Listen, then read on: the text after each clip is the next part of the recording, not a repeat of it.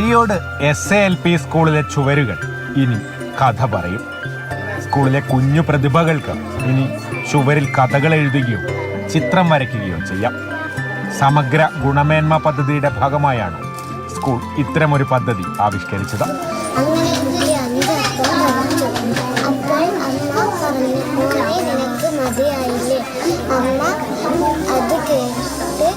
കുട്ടികളുടെ കഴിവ് കണ്ടെത്തി പ്രോത്സാഹിപ്പിക്കുകയാണ് കഥ പറയുന്ന ചുവരുകൾ എന്ന ക്യാമ്പയിനിലൂടെ ലക്ഷ്യമാക്കുന്നത്.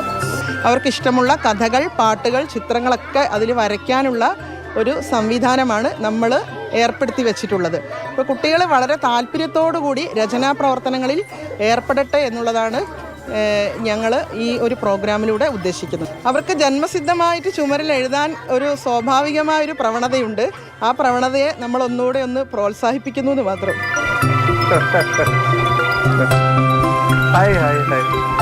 കഴിഞ്ഞ ദിവസം വയനാട്ടിലെത്തിയ പൊതുവിദ്യാഭ്യാസ ഡയറക്ടർ NSK ഉമേഷും കഥ പറയുന്ന ചുമരുകൾ കാണാൻ SALP സ്കൂളിലെത്തി.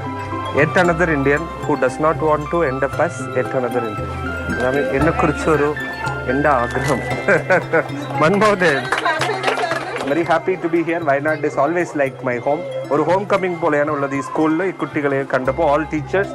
വിദ്യാർത്ഥികളുടെ സ്കൂൾ ബാഗുകൾ ഒഴിവാക്കിക്കൊണ്ട് വർഷങ്ങൾക്ക് മുൻപേ SALP school മാതൃകയായിരുന്നു.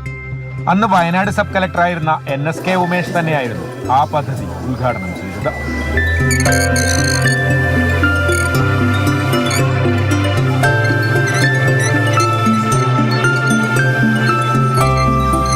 Mathrubhumi news, Wayanad. Kamal നമുക്കൊപ്പം ചേർന്നുണ്ട്. കമൽ, എനിക്കും കമലിനുമൊക്കെ ചെറുപ്പത്തിൽ എപ്പോഴെങ്കിലും ഈ ചുമരിൽ വരച്ചതിനോ എഴുതിയതിനോ ഒക്കെ തല്ല് കിട്ടിയിട്ടുള്ള ആൾക്കാരായിരിക്കും അല്ലേ? പക്ഷെ ഇത് കണ്ടപ്പോൾ ഞാൻ ഓർക്കുമായിരുന്നു, നമ്മുടെ വിദ്യാഭ്യാസ സമ്പ്രദായം, രീതികളൊക്കെ എത്രയോ മാറിയിട്ടുണ്ട് അല്ലേ?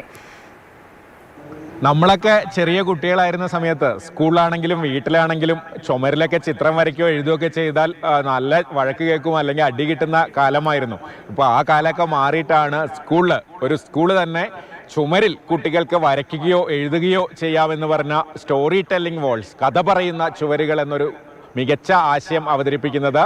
കുട്ടികൾക്ക് കഥ എഴുതാം, ചിത്രം വരയ്ക്കാം, അങ്ങനെ ആ ചുവരിൽ എന്തും ചെയ്യാം, അത് മായ്ച്ചു കളയാം, വീണ്ടും എഴുതാം. അത്തരമൊരു സംവിധാനമാണ് ഒരുക്കിയിരിക്കുന്നത്.